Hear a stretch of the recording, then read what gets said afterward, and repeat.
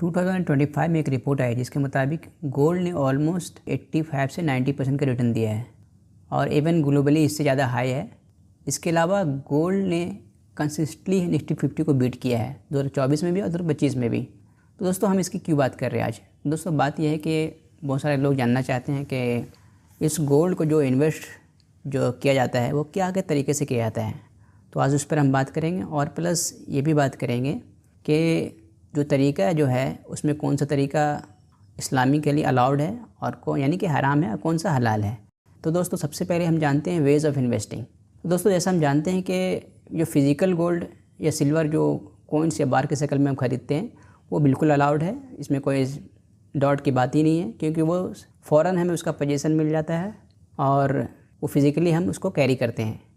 तो ये दो चीज़ हलाल के लिए शर्त है कि उसका फ़ौरन पोजीशन हमें मिल जाना चाहिए और इमीडिएट पेमेंट हम उसको करते हैं, इमीडिएट हमें उसका पोजीशन मिल जाता है, वो हमारे पोजीशन में आ जाता है, इसलिए ये हलाल है।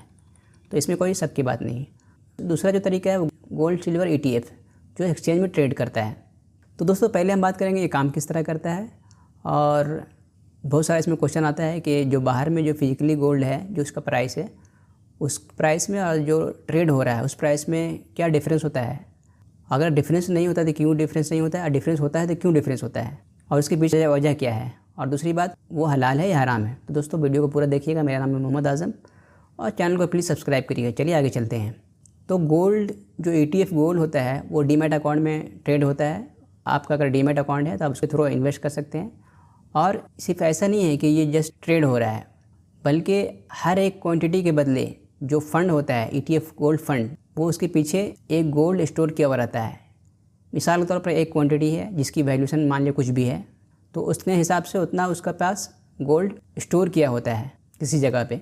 यानी कि एक गोल्ड और सिल्वर ETF एक इन्वेस्टमेंट फ़ंड है जो स्टॉक एक्सचेंज में ट्रेड होता है और हर एक यूनिट ETF का जो हर एक यूनिट है वो स्पेसिफिक क्वांटिटी ऑफ गोल्ड को रिप्रेजेंट करता है या फिर सिल्वर को, जो कि स्टोर होता है सिक्योरली फ़ंड के थ्रू इन्वेस्टर के बिहाफ में। तो दोस्तों सवाल अब ये पैदा होता है कि जो ETF का जो प्राइस जो मूव करता है तो मार्केट में जो प्राइस का जो गोल्ड होता है उसी हिसाब से मूव होता है। नहीं दोस्तों, नॉट एग्जैक्टली मूव होता है। लेकिन क्यों दोस्तों, आपको मैं बाद में बताऊंगा। वीडियो को पूरा देखिएगा, मैं आपको बताऊंगा क्यों एग्जैक्टली वो जो फिजिकल गोल्ड का प्राइस है उससे मैच नहीं करता। तो यहाँ पे मैं ये बात करने जा रहा हूँ कि कैसे ये काम करता है। जो बंदे इसमें इन्वेस्ट कर रहे हैं उनको पता है, लेकिन जो बंदे नहीं जानते हैं उनके लिए बहुत ही ज़रूरी है। जो इन्वेस्टर क्या करते हैं ETF यूनिट बाय करते हैं डीमैट अकाउंट में, ट्रेडिंग अकाउंट में, और जैसे ही वो बाय करते हैं फंड हाउस क्या करता है उसके बदले फिजिकल गोल्ड या सिल्वर स्टोर कर लेता है वॉल्ट्स में, ठीक है। और हर एक ETF यूनिट जो है वो बैक्ड बाय एक्चुअल मेटल यानी कि एक्चुअल सिल्वर और गोल्ड से बैक्ड है, यानी उसके पीछे गोल्ड या सिल्वर रखा हुआ है। और ये ETF कभी भी किसी भी टाइम में आप ख़रीद सकते हैं और सेल कर सकते हैं, जैसा कि आप शेयर खरीदते हैं और बेचते हैं। और इसमें आपकी कोई फिजिकल डिलीवरी नहीं होगी। ये भी एक क्वेश्चन आता है कि मैं अगर गोल्ड में ख़रीद रहा हूँ तो क्या मुझे इसका फिजिकल डिलीवरी हो जाएगी? नहीं दोस्तों, इसका फिजिकल डिलीवरी नहीं होगी। अब चलिए एक एग्जांपल के जरिए समझते हैं कि ये ETF का जो यूनिट है वो एग्जैक्टली क्या होता है। तो बेसिकली ये माना जाता है कि एक यूनिट इक्वल टू पर ग्राम ऑफ गोल्ड, यानी कि अगर गोल्ड प्राइस इंक्रीज़ होता है तो ETF का प्राइस भी अकॉर्डिंगली इंक्रीज़ होता है, लेकिन एग्जैक्टली इंक्रीज़ नहीं होता है। उसके पीछे रीज़न मैं बताऊँगा भी आपको, थोड़ा स्लाइटली डिफरेंस होता है। तो सबसे पहला रीज़न है कि ETF में जो आप ख़रीद रहे हैं गोल्ड को उसके पीछे कुछ चार्जेस लगते हैं जो 0.2% और 1% वॉट एवर इज़। तो उस चार्जेस की वजह से इसके प्राइस में डिफरेंस आता है। दूसरा जो डिफरेंस का कारण है वो ट्रैकिंग एरर।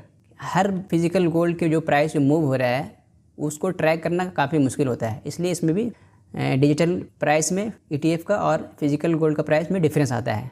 तीसरा कारण डिमांड सप्लाई की वजह से। लेकिन दोस्तों इसके बावजूद भी ETF गोल्ड का जो प्राइस होता है वो स्लाइटली थोड़ा डिफरेंस होता है फिजिकल गोल्ड के मुकाबले में, बड़ा डिफरेंस नहीं होता। अब सवाल ये आता है दोस्तों कि क्या जिस तरह स्टॉक मार्केट में हम देखते हैं कि अपर सर्किट लग जाता है, क्या गोल्ड में भी अपर सर्किट लग जाता है? हाँ दोस्तों, गोल्ड में भी ETF गोल्ड में भी अपर सर्किट लग सकता है, लेकिन बहुत स्लाइटली बहुत कम चांस। अब दोस्तों बात करते हैं कि ETF गोल्ड जो ट्रेड हो रहा है वो हलाल है या हराम है। हराम है तो क्यों हराम है? बहुत सारे स्कॉलर ने इस ETF गोल्ड को हराम कहा है। उसके पीछे रीज़न क्या है? सबसे पहला रीज़न नो इमीडिएट पोजीशन, यानी कब्ज़, अरबी में बोलते हैं कब्ज़। यानी कि बहुत सारे गोल्ड जो ETF है, जैसा कि मैंने पहले आपको बताया कि ETF गोल्ड आप खरीदेंगे अगर ट्रेड कर रहे हैं डीमैट अकाउंट से तो आपको इसका फिजिकल डिलीवरी नहीं होगा। और हलाल के लिए शर्त है कि फिजिकल डिलीवरी होना ज़रूरी हो और कोई राइट आपको नहीं मिलता उसका डिलीवरी का, दूसरा कारण।